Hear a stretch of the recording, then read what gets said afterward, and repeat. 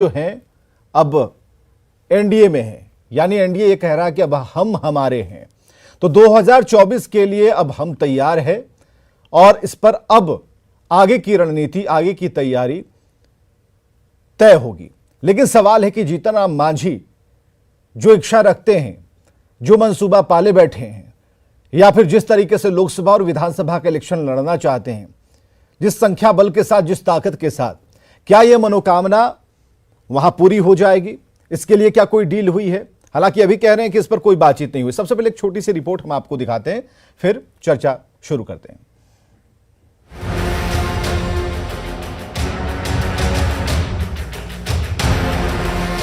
2024 की लड़ाई से पहले विपक्ष जोर आजमाइश कर रहा है। 23 जून को पटना में नीतीश कुमार की अगुवाई में 18 दलों के नेताओं की बड़ी बैठक होनी है। बीजेपी को हराने की रणनीति के बीच बीजेपी विपक्ष को लगातार झटके पर झटका दे रही है। बुधवार को दिल्ली में केंद्रीय गृह मंत्री अमित शाह के साथ जीतन राम मांझी और हम अध्यक्ष संतोष सुमन के साथ मुलाकात के बाद मांझी ने ये ऐलान कर दिया कि हिंदुस्तानी अवाम मोर्चा यानी हम अब से एनडीए का हिस्सा है। और इसी के साथ विरोधियों के खिलाफ एनडीए का कुनबा और भी मजबूत हो गया है कि हम आज से हिंदुस्तानी अवाम मोर्चा सेकुलर एनडीए का एक पार्टनर होने को मान लिया है, तैयार हो गया है और हर तरह से एनडीए के साथ हम लोग देंगे। यही विचार विमर्श हुआ है। एक आध 2 महीना के अंदर माननीय प्रधानमंत्री जी से भी हम मुलाकात करेंगे। दिल्ली में अमित शाह के निवास पर इन नेताओं के बीच करीब 45 मिनट तक मुलाकात हुई। बैठक में नित्यानंद राय भी मौजूद थे। न्यूज 18 से बातचीत में मांझी के बेटे संतोष सुमन ने कहा कि उनकी पार्टी अब सैद्धांतिक रूप से एनडीए का हिस्सा बन चुकी है। सीटों के तालमेल को लेकर आगे की बैठक में बातचीत होगी। हम लोग ने औपचारिक रूप से यह सहमति जताई सैद्धांतिक रूप से कि हम लोग आज से एनडीए के साथ रहेंगे और आगे की रणनीति फिर हम लोग साथ मिलकर तय करेंगे, क्या होगा, कौन कितने सीटों पर हम लड़ेंगे। महागठबंधन से अलग होने के बाद से ही ये माना जा रहा था कि मांझी की पार्टी फिर से एनडीए का हिस्सा बनेगी। नीतीश सरकार में शामिल रहे हिंदुस्तानी अवाम मोर्चा के एकमात्र मंत्री और जीतन राम मांझी के बेटे संतोष सुमन ने कैबिनेट से इस्तीफा दे दिया था और महागठबंधन से पार्टी अलग हो गई थी। मांझी पहले भी एनडीए का हिस्सा रह चुके हैं, ऐसे में ये उनके लिए घर वापसी मानी जा रही है। न्यूज 18 के लिए दिल्ली से अमितेश सिंह की रिपोर्ट। दिल्ली से अमितेश की आपने रिपोर्ट देखी। अमितेश ने एक दिन पहले भी पूछा था, अमितेश ने पूछा था जीतन राम मांझी से कि क्या चल रहा है मन में, बताइएगा। सीढ़ियों से उतरते हुए जीतन राम मांझी ने कहा था कि आप लोगों ने तो मुझे यहां तक पहुंचा दिया है। समझिए इस बात को लेकर के कि पहले से मंशा रही होगी, मुलाकातें तो हो रही थी, कभी दिल्ली जाना हो रहा था, वहां मुलाकात हो रही थी और नीतीश कुमार ने इसी पर एक बयान दिया था और उन्होंने कहा था कि अच्छा हुआ कि चले गए, नहीं तो ये मीटिंग हो रही है 23 तारीख को, ये अंदरवा वाला बात जो है वो जाकर के बता देंगे। इस पर काफी विफल थे और खासकर जीतन राम मांझी इस बात को लेकर काफी दुखी भी थे कि आखिर ये जासूसी वाला उनके ऊपर आरोप क्यों लगाया जा रहा है। कई कारण रहे। सबसे पहले जो मुख्य बातें आज की रही, खबर क्या थी, वो हम आपके सामने प्लेट के जरिए फुल स्क्रीन पर रखने जा रहे हैं कि देखिए क्या ये पूरा खबर सामने आ रही है। लेकिन हम चलिए सीधे डिबेट पर ही आते हैं। मृत्युंजय झा प्रवक्ता बीजेपी से हमारे साथ मौजूद है, बहुत स्वागत है। अभिषेक झा जी प्रवक्ता जेडीयू से हमारे साथ हैं, बहुत स्वागत है आपका। पूजा सिंह जी का स्वागत, राष्ट्रीय प्रवक्ता हमसे। और डॉक्टर संजय कुमार भी पहुंचेंगे, राजनीतिक विश्लेषक के तौर पर हमारे साथ इस डिबेट में मौजूद होंगे। पूजा सिंह जी, जो सोचा था वो हो गया, ख्वाहिशें थी वो क्या आज अंजाम तक पहुंच गई? और जिस गाने के मुखड़े का जिक्र हमने शुरुआत में किया, ये यहाँ बिल्कुल फिट बैठ रहा है? आपको लग रहा है कि बिल्कुल भगवान से ही मना रहे थे, भाई अच्छी जगह मिल जाए, सही जगह मिल जाए? जी देखिए, अगर कहा जाता है कि एक दरवाज़ा बंद कर दिया जाता है तो दूसरे दरवाज़ा खुल जाते हैं, तो वही बात है। इनके साथ हमारे जो पार्टी के संस्थापक हैं उनके साथ दगा की गई थी, तो उनके सीने में खंजर भोंका गया था। आप दरवाजा बंद करने की बात कह रहे हैं, वहां तो दरवाजा खोल के कह रहे थे कि आकर हमें मिल जाएगी। तो वही तो मैं कह रही कि एक दरवाजा जब बंद हो गई थी, दूसरे दरवाजे तो हमारे साथ खुलने ही थे और वो दरवाजे खुल चुके हैं। और वहाँ पे उन्हें लग रहा था नीतीश जी को कि हम तो जो है कि मांझी जी को पीछे करके हम आगे निकल जाएंगे, तो इस गलत फहमी में वो जी रहे थे, मगर हमें कहीं ना कहीं तो एक दरवाज़ा खोलना था और एक किनारा पकड़ना ही था। तो हमने ये एनडीए का साथ लेकर के एक दरवाज़ा खोल दिया। मुझे याद आ रहा है कि तकरीबन ये 2015-16 की बात रही होगी जब जीतन राम मांझी ने एक बयान दिया था। उन्होंने कहा था कि जो विशेष राज्य का दर्जा देगा, मतलब जो क्या अगर मोदी जी देते हैं तो हम उनके पूरे समर्थक बन जाएंगे। आज तक नहीं मिला जिस दावे की बात कर रहे हैं, लेकिन आज क्या ये एक मजबूरी हो गई, और इस तरह की मजबूरी हो गई कि आज इसके अलावा आप लोगों के पास कोई विकल्प नहीं था? बिल्कुल विकल्प नहीं था हमारे पास, क्योंकि एक तरह से समझिए कि विलय का नाम लेकर के उनको साइड करने की कोशिश की जा रही थी। और यहाँ तक कहने में कोई हिचक नहीं होगी कि नीतीश जी जो है वो दलित विरोधी, गरीब विरोधी सरकार है। आप मजबूरी में एनडीए के साथ आप लोग गए हैं? देखिए, जब वो तो तब की मजबूरी थी क्योंकि उन्होंने एक साथ निभाने का, साथ रहने का वादा कर रखा था। लेकिन आज जब महागठबंधन ने जब सीधा गेट के बाहर का रास्ता दिखा दिया गया तो हमारे पास भी तो कोई ऑप्शन नहीं था ना।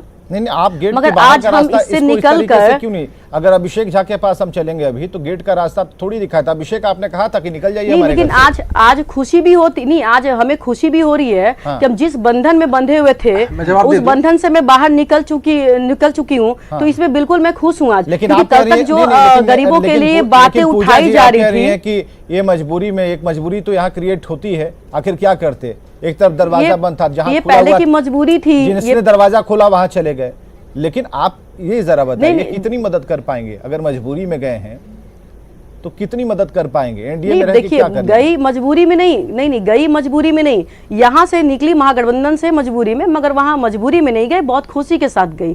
और आज बोली तो कि हम बहुत खुश हैं, हमारे जो पार्टी के जितने लोग हैं वो बहुत खुश हैं कि कहीं ना कहीं जब हमारे ऊपर एक दबाव बन रहा था महागठबंधन में रह करके, उससे हमें छुटकारा मिल गया, निजात मिल गया हमें। लेकिन यहाँ छुटकारा हम जब भी हमारे मांझी जी आवाज को उठाते रहे, बातचीत करते रहे, उनको दबाने की कोशिश कई बातें हो रही हैं। ठीक है, ये कॉमन मिनिमम की बात थी, मंत्रालय में अपने लोगों को और भी जगह की बात थी, मंत्रिमंडल में शामिल करने की बात थी, ये सब चीजें नहीं हो रही थी। लेकिन इसमें एक बात तो है ना कि नीतीश कुमार खुले दिल से कह रहे थे आकर समेट लेंगे हम आपको, आप हमारे अंदर मिल जाइए। तो हमारे अंदर हम कहना चाह रहे हैं कि अपनी घरों को कौन बेचना चाहता है? वो हमारा घर है और हम उस घर को क्यों बेचना चाहेंगे? तो यहाँ पे कहीं ना कहीं आपको डर लगा हुआ था, नीतीश जी को, मांझी जी से डर लगा हुआ था कि हमसे कहीं आगे ना निकल जाएं, इसलिए वो कहीं ना कहीं उनको दबाने के लिए वो साइड कर दिए। उनके पास बोलने का मौका नहीं मिला कि हम आपको क्या बोल के निकाले, तो बस यही एक वजह बच गया कि आप विलय कर लीजिए। हम कहना चाहते हैं कोई अपनी अस्तित्व को इतनी मेहनत से बनाता है तो लगातार दिल्ली जा रहे थे, मिल रहे थे, हटाना चाहेगा। देखिए, दिल्ली जाने का मतलब ये थोड़ी ना है कि हम उनसे मिल रहे थे, हम उनके साथ पार्टी में जा रहे थे। अब दशरथ मांझी जी जो पहाड़ तोड़ करके एक अपना पर्वत पुरुष के नाम से फेमस हुए, तो क्या उनके लिए बात करना, उनके लिए ये रखना तो क्या गलत है? दो एंगल ऐसे देखने का। दशरथ मांझी के बारे में आपने जब कहा तो आपकी जुबान से ये निकला कि उन्होंने पहाड़ तोड़ा था। एक एंगल इसका ये है कि उन्होंने रास्ता बनाया था, और वो रास्ता ऐसा बना कि आज भी वो रास्ता है और हजारों लोग उस रास्ते से जाते हैं, और जब भी जाते हैं तो मन ही मन हाथ जोड़कर दशरथ मांझी को प्रणाम करते हैं। हम सीधे रुख करेंगे अभिषेक झा का, और अभिषेक झा हमारे साथ बने हुए हैं। अभिषेक, भारत रत्न को मांगना ये क्या उनके लिए फर्ज नहीं था? ठीक है, आप अपना अधिकार मांग रहे थे, आपको नहीं मिला। को बनाने के लिए पूरा जीवन बर्बाद कर दिया, समझे, यूं किया तो बर्बाद कर दिए, या तो लोग के प्रेम में अपने जीवन को न्यौछावर कर दिए। ठीक है अभिषेक झा, तो उनसे मिलना और बात करना। जी हाँ अभिषेक झा जी, स्थिति तो समझ गए होंगे आप दरवाजा भी बंद कर दिए, आप कद भी छोटा कर रहे थे, आप उनके नंबर को अपने मंत्रिमंडल में जगह नहीं दिलवा पा रहे थे, छोटी दुकानें भी कॉमन मिनिमम तक आप पहुंच नहीं पाए थे। 4 आरोप हैं, इसका जवाब दीजिए। नहीं, बहुत सारे आरोप हैं, सबका मैं सिलसिलेवार तरीके से जवाब आपको दे दूं। ये दरवाजा खटखटाने वाली पॉलिटिक्स तो समझ से परे है। चलिए, जिनको दरवाजा खटखटाने का शौक हो, जिस दरवाजे पर ज्यादा कीमत मिल जाती हो, आप समझ सकते हैं कि उनकी दुकान में खरीद और बिक्री। आप ये कह रहे हैं कि जीतन राम मांझी बिक गए? अभी तो आने वाला वक्त आपको और भी बहुत कुछ नहीं, एकदम संदेश संकोच मत रखिए, क्लियर बोलिए। आपने कहा अलग तरीके से, एक बात बताइए, एकदम सीधे पर आइए। क्या आप कह रहे हैं जीतन राम मांझी बीजेपी के आगे बिक गए? आज जीतन राम मांझी जी ने आज जीतन राम मांझी जी ने, उनके सुपुत्र हम पार्टी के राष्ट्रीय अध्यक्ष आदरणीय संतोष सुमन जी ने अपने ऊपर लगे हुए आरोपों की पुष्टि बखूबी कर दी। उन पर क्या आरोप लग रहे थे कि दल कहीं और था, दिल कहीं और, यहां की बात इधर से उधर कर देते। और जो सम्मान नीतीश कुमार जी ने जीतन राम मांझी जी को दिया, उनके सुपुत्र को दिया, महागठबंधन ने एमएलसी बनाया, महागठबंधन ने मंत्री नीतीश कुमार जी ने मंत्री बनाया, सब कुछ भूलकर अगर दूसरा ही दरवाजा खटखटाना था तो खटखटा लीजिए ना, उससे क्या फर्क पड़ने वाला आपने है? ऐसे ही तो नहीं बना दिया ना। मैंने आपके समय नहीं ऐसे ही बोला, तो नहीं मैडम, बना दिया। डिबेट का पूजा डेकोरम जी मेंटेन करिए, हाँ। डिबेट का डेकोरम मेंटेन करिए। मैं आपकी बातें इत्मीनान से सुन रहा था। जीतन राम मांझी जी को जवाब देना चाहिए। जब गृह मंत्री अमित शाह जी से उनकी मुलाकात हुई तो उन्होंने कुछ बुनियादी प्रश्न किए कि नहीं किए? कहां गया दशरथ मांझी जी को इतना बड़ा सम्मान दिलाने का वादा? कहां गया पहली से लेकर 8वीं तक की अति पिछड़े समाज के बच्चों की स्कॉलरशिप बंद कर दी गई? बाबू जगजीवन राम का अपमान होता रहा, उनके नाम पर चल रही छात्रावास योजना को बंद कर दिया गया। नए संसद भवन के लोकार्पण समारोह में बाबा साहब भीमराव अम्बेडकर का अपमान हुआ। जीतन राम मांझी जी उन लोगों से जाकर मिले हैं जिन पार्टी के नेता उन्हें जीतन राक्षस मांझी कह के संबोधित करते थे। ये कहां सुना आपने? एक दलित नेता का किस तरह का अपमान? नहीं, ये कहां सुना आपने? हरिभूषण ठाकुर बचौल का बयान पूरे देश में चला है, गूगल कर लीजिए। मृत्युंजय झा जी जरा आइए। उन्होंने साफ तौर पर ठीक है, मृत्युंजय झा जी आ गए। उन्होंने साफ, मैं एक और बात रिपीट कर लूं, मैं एक छोटी बात और कह दूं, छोटी बात और कह दूं, मैं छोटी बात। एक तरफ राम को मानने वाले लोग और एक तरफ राम को नहीं मानने वाले लोग, मैं दिखा दूं। माननीय नीतीश कुमार जी, आप ढूंढिए, अभिषेक झा आप ढूंढिए, मृत्युंजय झा जी आप जवाब दीजिए। आप तलाशिए, वही बाकी लोग बोल रहे हैं। ठीक है अभिषेक झा आप तलाशिए, उपेंद्र कुशवाहा जैसा व्यक्ति अपनी पूरी पार्टी का विलय कर दिया, उस व्यक्ति का अपमान करने का काम नीतीश कुमार जी ने किया। जीतन राम मांझी जब से आए वो जेडीयू के कोटे में थे, हम सबको पता है। उनको जितनी सीटें मिली उस सीट पर लड़ने का उन्होंने काम किया। परिणाम क्या हुआ? हमेशा दबाव, और जब से सरकार में लगातार उन्होंने दलितों के विषय पर प्रश्न उठाया, उसके हक के लिए विषय उठाया, और उन्होंने स्पष्ट कहा कि नीतीश सरकार ये काम ठीक नहीं कर रही है। उसके बाद उनको ये कहना कि आप पार्टी का विलय कर दीजिए और इस प्रकार का दबाव बनाना। और इतना ही नहीं, जब उन्होंने इस प्रकार की चर्चा करी तो उन्होंने कहा ठीक है, हमारी घर की बात बाहर कर रहे थे। यानी एक दलित समाज के व्यक्ति जो नीचे से निकल कर आया है, उसका इस प्रकार से अपमान करना, उस प्रकार की बातें करना। लेकिन डिमांड तो आपके सामने भी होगी मृत्युंजय जी, डिमांड तो आपके सामने भी होगी। जीतन राम मांझी तो डिमांड करने में पीछे नहीं हटेंगे। आप ये समझ, ये अभी अभिषेक जी बोल रहे थे तो मुझे आश्चर्य लगता है। पूरा देश जानता है नरेंद्र मोदी जी ने हमेशा भारत रत्न से लेकर पद्मश्री से लेकर पद्म भूषण ऐसे लोगों को देने का काम किया जिसका कभी लिस्ट भी नहीं होता था, जिसकी कोई गिनती नहीं होती थी। हम लोगों ने सभी को सम्मान देने का काम किया है, क्योंकि हमने पहले ही कहा कि सबका साथ सबका विकास एजेंडे पर हम काम कर रहे हैं। और इसलिए हमारे ऊपर उंगली उठाने से पहले हमारे कर्तृत्व को देखिए। और इसलिए आज जीतन राम मांझी जब आए हैं और खुले मन से उन्होंने कहा है, आपके टीवी पर भी कहा है, चैनल पर भी कहा है कि हम हर परिस्थिति के लिए तैयार हैं और एनडीए के साथ रहेंगे। लेकिन उस डिमांड की बात कीजिए ना जो आपसे होने वाली है। जीतन राम मांझी ऐसे थोड़ी है कि फ्री में आ गए होंगे। जीतन राम मांझी से कुछ तो बात हुई, सीट वाली तो बात अभी बता नहीं रहे, भीतर खाने क्या बात हुई है? दूसरी बात विवेक जी मैं बताना चाहता हूँ, बड़ा बैलून फुला रहे हैं नीतीश कुमार जी। आप अपनी तरफ मुझे खींच रहे हैं, बैलून तो और मैं आप मुझे अपनी तरफ मत खींचिए। बैलून फोड़ने का बड़ा चुंबक लगा हुआ है, मैं आपको अपनी तरफ खींचूंगा आज। मुझे ये बताइए, जिस डिमांड की बात हो रही है उस डिमांड को क्या आप लोग फुलफिल करेंगे? चलिए यहां से मन नहीं भरा, आप लोग से ठीक है ना, अब तो नहीं छोड़ेंगे ना? उम्मीद आज कोई भी कर सकता है देश में, तो नरेंद्र मोदी जी और भारतीय जनता पार्टी से अपेक्षा हो सकती है एनडीए में ही रहकर। जब छोड़ा था तब भी तो नरेंद्र मोदी जी सभी विषयों को पूरा किया है। जब जीतन राम मांझी नीतीश कुमार के साथ चल दिए तब भी तो नरेंद्र मोदी थे।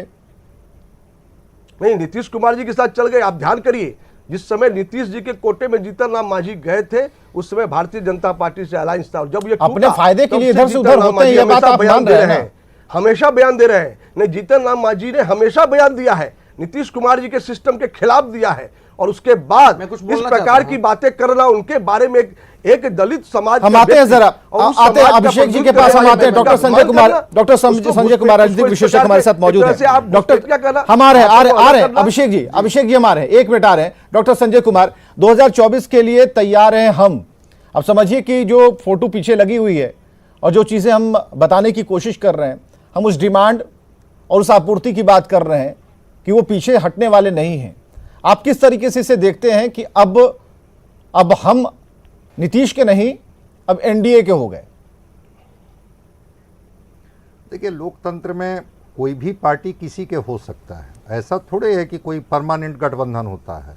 लेकिन कल तक जीतनराम मांझी कस्में किसके लिए खा रहे थे? नीतीश कुमार के लिए खा रहे थे। कोऑर्डिनेशन कमेटी के लिए चिल्ला कौन रहे थे? जीतनराम मांझी। क्या महागठबंधन में इनकी बात सुनी गई?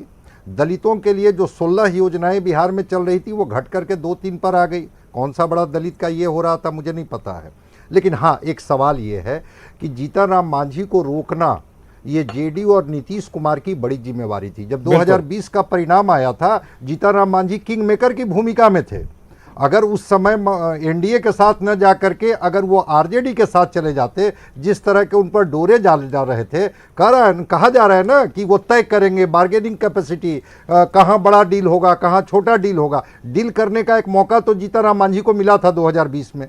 अगर उस समय उन्होंने डील नहीं किया और एनडीए के साथ निष्ठा दिखाई, तो ये जिम्मेवारी भी नीतीश कुमार जी की बनती थी कि उनको रोक करके रखें।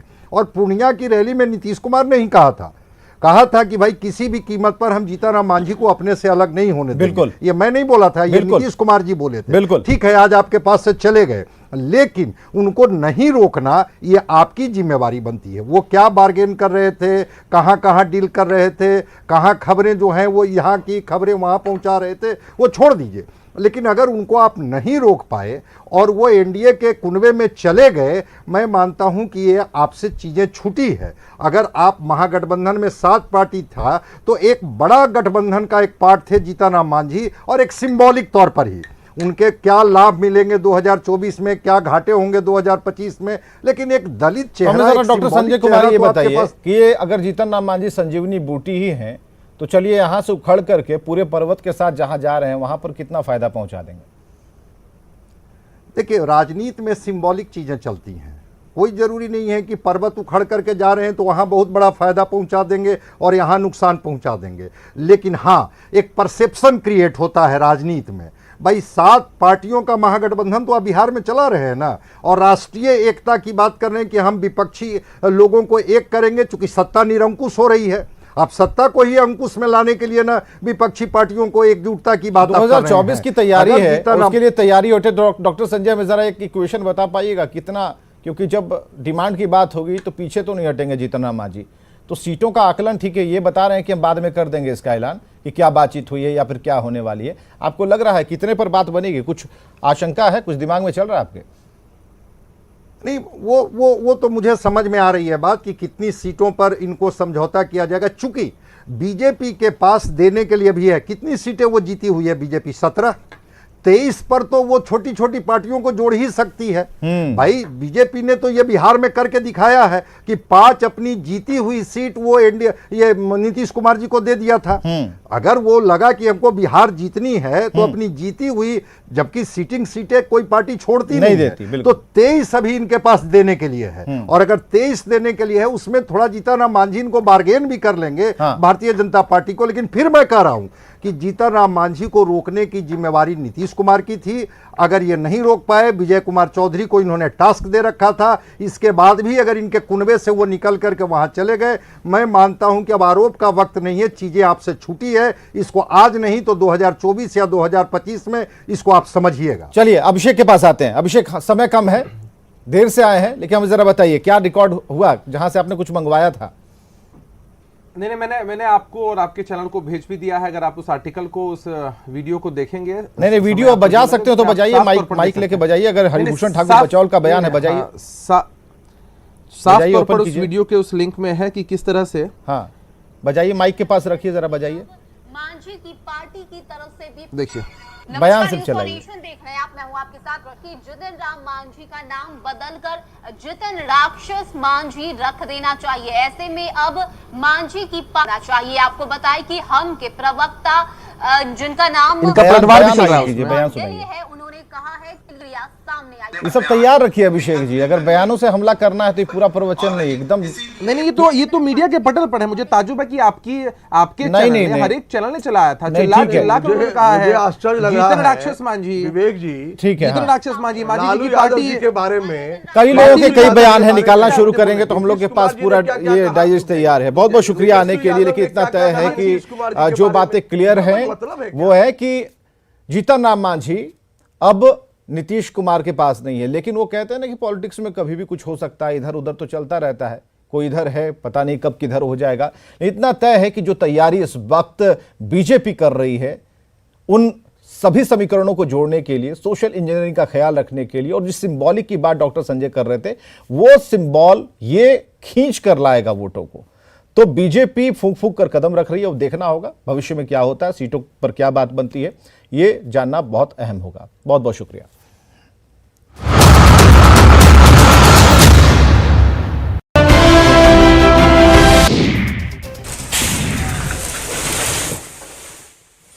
सिवान के दरौंदा बाजार में जिला प्रशासन ने अवैध कब्जे पर बुलडोजर चलाया। दरौंदा सब्जी मंडी में बुलडोजर चलाकर कई दुकानों को जमींदोज किया गया। करीब 6 से ज्यादा दुकानों पर कोर्ट के आदेश के बाद जिला प्रशासन का बुलडोजर चला। मजिस्ट्रेट के साथ साथ भारी संख्या में पुलिस बल की मौजूदगी में जेसीबी से दुकानों को तोड़ा गया।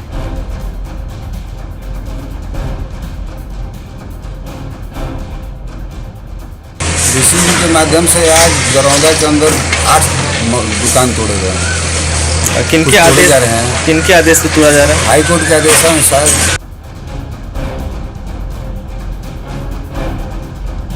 तस्वीरों में आप देख सकते हैं कि किस तरह जेसीबी से दुकान को तोड़ा जा रहा है। अधिकारियों का कहना है कि दरौंदा सब्जी मंडी में अतिक्रमण करके दुकान बनाई गई थी, जिसे तोड़ा गया है। नवादा में इस्लामनगर स्थित पटना रांची NH 31 पर एक खड़ी टेलर में डंपर ने टक्कर मार दी, जिसमें टेलर के खलासी की मौत हो गई। खलासी की पहचान हरियाणा के राहुल कुमार के रूप में हुई है। इस संबंध में टेलर के चालक जियाउल खान ने बताया कि वो पटना से माल खाली कर झारखंड के बरही जा रहा था। इसी दौरान चाय पानी के लिए सड़क किनारे टेलर को खड़ा कर दिया।